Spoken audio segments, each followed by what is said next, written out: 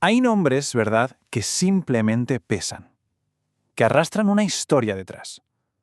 Y poquísimos, resuenan con la fuerza del de Jezabel.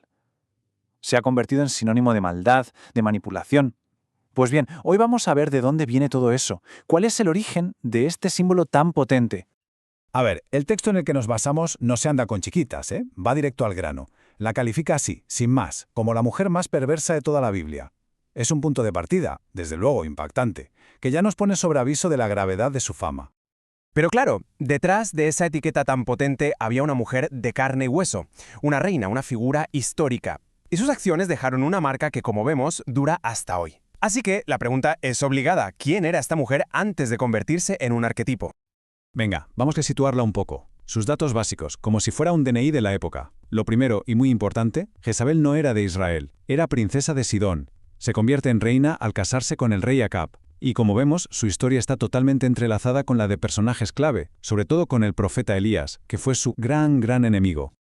Ojo, porque su llegada a Israel no fue un simple acuerdo político y ya está. No.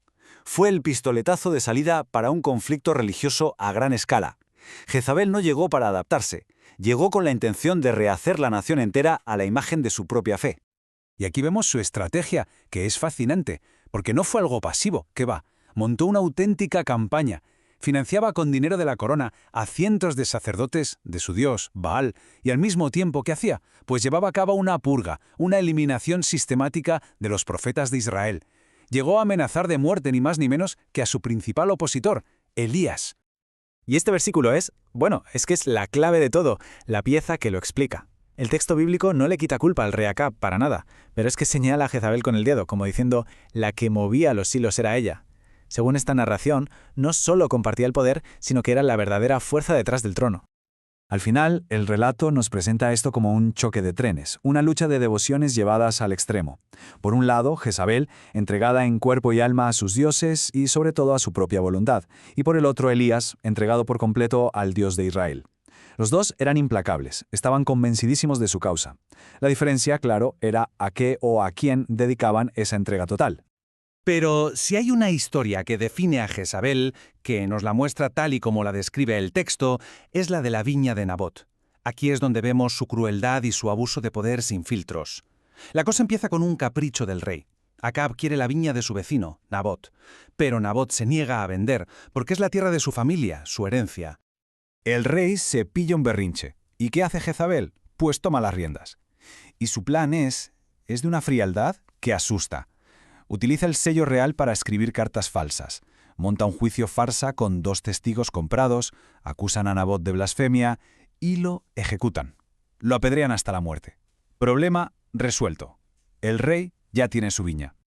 Claro, una injusticia así no podía quedar en nada. Esto fue, como se suele decir, la gota que colmó el vaso. Y según el relato, aquí es donde se firma su sentencia de muerte. Este crimen desata una profecía en su contra, que es directa y, la verdad, terrible. La profecía de Elías es que no se puede ser más gráfico y más brutal. No habla de una muerte normal, sino de la humillación más absoluta, de que su cuerpo ni siquiera reciba sepultura. Y la historia se encamina precisamente a eso. Años más tarde, un comandante, Jehú, recibe la orden de acabar con toda la familia de Acab y Jezabel. Y fijaos en su reacción cuando Jehú, su verdugo, llega al palacio. Sabe perfectamente que ha llegado su hora. ¿Y qué hace? ¿Huye? ¿Suplica? Nada de eso. Se maquilla, se arregla el pelo y se asoma a la ventana para encararse con él. Un último gesto de desafío, fiel a sí misma hasta el mismísimo final. Jehú da la orden, la arrojan por la ventana y los caballos la pisotean. Y aquí viene lo más impactante de todo. Cuando van a enterrarla, por aquello de que era de sangre real, descubren que la profecía se ha cumplido, pero al pie de la letra, de una forma que pone los pelos de punta. No queda casi nada de ella, solo encuentran 3 cosas: el cráneo, los pies y las palmas de las manos. Los perros se habían comido todo lo demás. Así que, con su muerte, la reina desaparece. Pero aquí empieza lo curioso. Su nombre no solo no se olvida, sino que empieza una segunda vida, una mucho más larga. Se convierte en un símbolo que va mucho más allá de su propia historia. Pasan los siglos, y de repente su nombre vuelve a aparecer en el libro de Apocalipsis. Pero ya no es ella, claro. Ahora se habla del espíritu de Jezabel, y es un término que se usa para describir algo muy concreto: la manipulación, la falsa doctrina y la idolatría que se cuelan dentro de una comunidad de creyentes.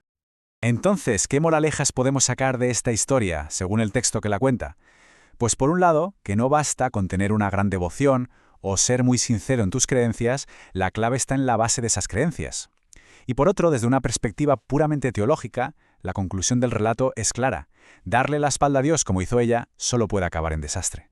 Y todo esto nos lleva a una última reflexión que es bastante potente. ¿Cómo es posible que una historia tan antigua de hace miles de años tenga tantísima fuerza como para seguir definiendo una palabra de nuestro vocabulario actual? Es una prueba increíble del poder que tienen estas historias para moldear la cultura y hasta el lenguaje que usamos cada día.